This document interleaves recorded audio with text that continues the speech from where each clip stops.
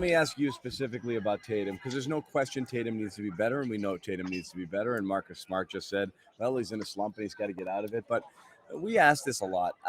It's different because we see every game, every minute of every game, and you're more intimately aware and in tune with every single up and down and everything that your players, the players you cover, experience more so than other stars. It's a very common thing where you hear people say other stars don't do this, but maybe they do. We just don't see them as frequently as you see with Tatum. I still think it feels like Tatum's struggles are more profound, in a way that I'm not sure, because at the end of the day, the numbers are there, and he gets voted. He's 27% from 2 in this series. But he's a mess right now. He can't go to his left. He's dribbling into traffic.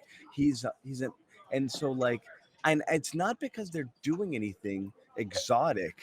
He's just playing poorly, and it's hard to really finger why. I mean, you're a superstar, you're going to get attention. It's not the first time he's been doubled, he's been blitzed. People are pinching, they're coming in, there's help side.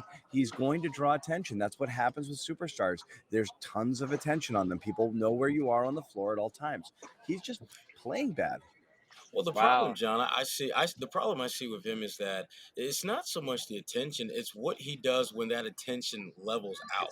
That's the problem. Because I think he's done a pretty good job of handling the double teams and the blitzing and all that. He gets rid of the ball quickly, but those stretches where he has an ISO with, Steph Curry, and rather than shoot over, you're 6'9" with a 7-foot wingspan, and dude is 6'3" with maybe 6'5", 6'6". Why the hell are you trying to back down in the middle of the paint where you can just shoot over his little ass from the elbow? Why? I don't get that. And yet when you got Andrew Wiggins on you, you catch it real quick and then you raise up quick, even though you probably from a backing down standpoint might be able to score better.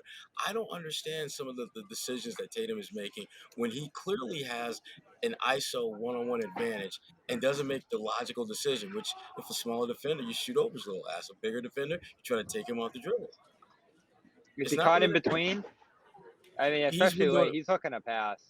Listen, he is another one, kind of like Derek White, who gets in that sassy zone, that shoot, pass, hybrid, where they kind of not really sure which to do. And more times than not, whenever you get caught in that zone, you're going to screw it up. You're going to make a mistake. You're either going to take a bad shot or you're going to turn the ball over and lead to a run out the other way. And we've seen a little bit of all that from Tatum and Derek Brown. And he is taking some bad shots right now. And those turnarounds, Brown's taking them too, and he hit some tough ones, Brown.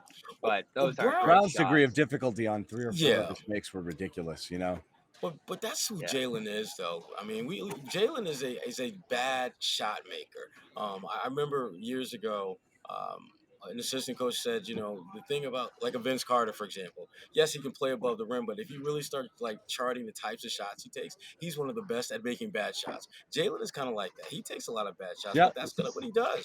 He's good at it. He's really good. I cite this all the time. There was a 538 article, beginning, I think, or maybe during late last year, beginning of this year, Jaylen Brown is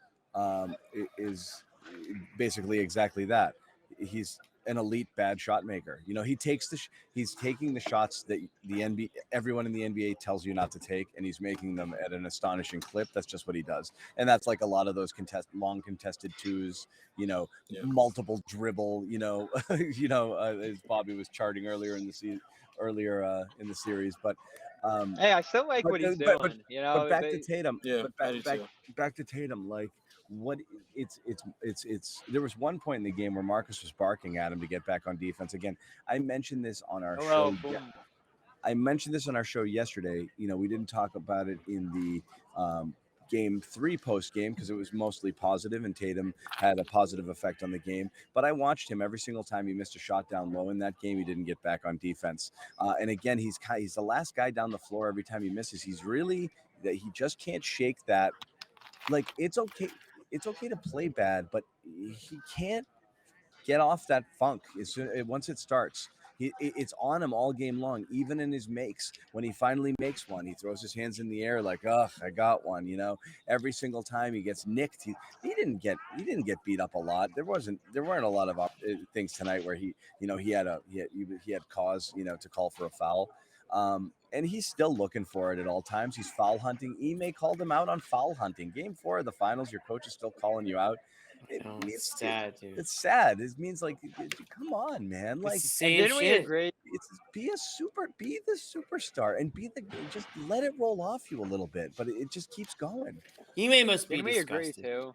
I think he knows. I think Ime is both a little bit of I think he understands what he's got in both Tatum and Brown, just psychologically the type of things that they need to get them going. In some cases there's firm, but in other cases, times like this with Tatum, I think, it requires a different type of attention. I think he knows that he struggles with this sort of thing. And I don't think he's just going to pull him into a room and just yell at him and, you can act like a man, smack. I just don't think that's what he's going to do. Even after one of those turnover stretches, he just kind of gave him a little pat on the chest, like encouragement. Exactly. It's like, it's more of an encouraged thing because it's like, come on, man, get out of this thing.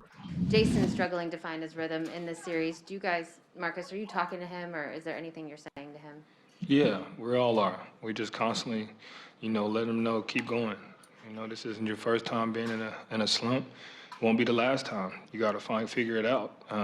We trust you, we believe in you, and this is what you made for. And Jayson has to figure it out. We have to do a good job of helping him, but him being the player he is, these are the moments where he has to come alive and he has to figure it out, and he will. We don't know when that is, but we're sure it's going to happen soon, and we're ready for it, and we're here to back him up.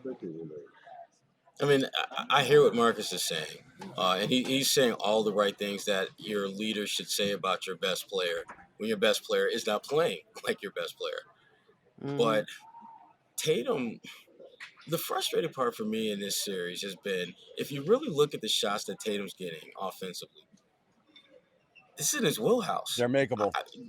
They're more than makeable. I mean, those misses at the rim, the wide open mid-range shots, the catch and shoot opportunities that he's getting where Wiggins is somewhere in the zip code, but definitely is not at his front door. He's missing a lot of those shots.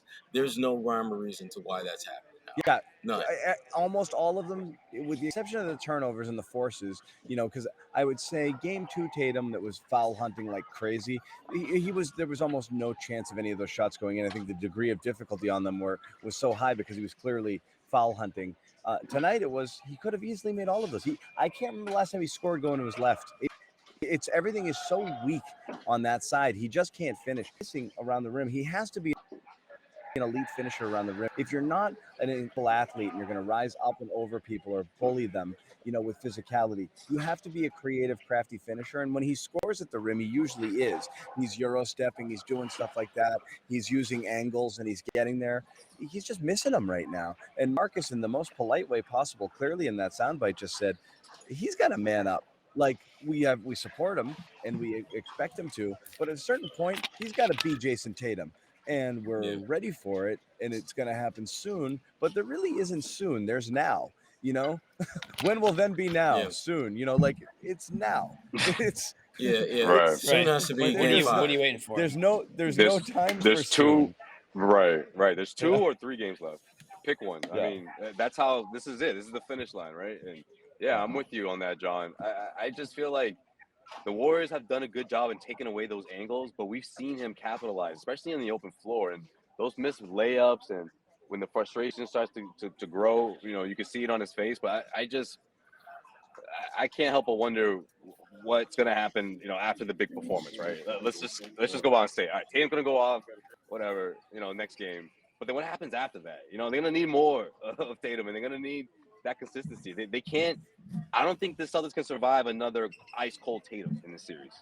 That's what I mean. Is that fair? Like, I mean, no, they definitely can. You talk about it like in hockey, like you're waiting for the goalie to steal you a game. Like you need your star to steal you a game. This is in basketball. You got to have that Tatum game, the 46-point game where it's like everything fell. And you expect kind of one of those per series, and he's had them. He's had one per series. Yeah. We're running out of time. I mean, but it's always in the later half of the series, though, right? Like, it's rarely, yeah. They need their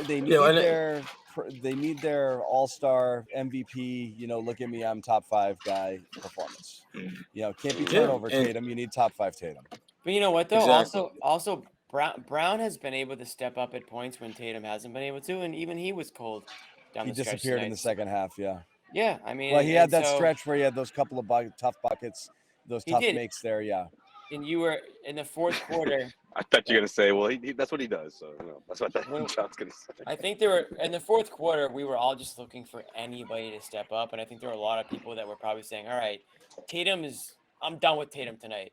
Brown, do your thing, take over, pretend it's the first quarter, whatever you got to do, get aggressive, drive to the hoop, step back, take the 15-footer. That's your bread and butter." And he couldn't do it either. So again, like we're criticizing Tatum as he should be. But a lot of people think Brown is the 1A to Tatum's 1. Some people think Brown's the guy to build around, and he wasn't able to step up tonight either.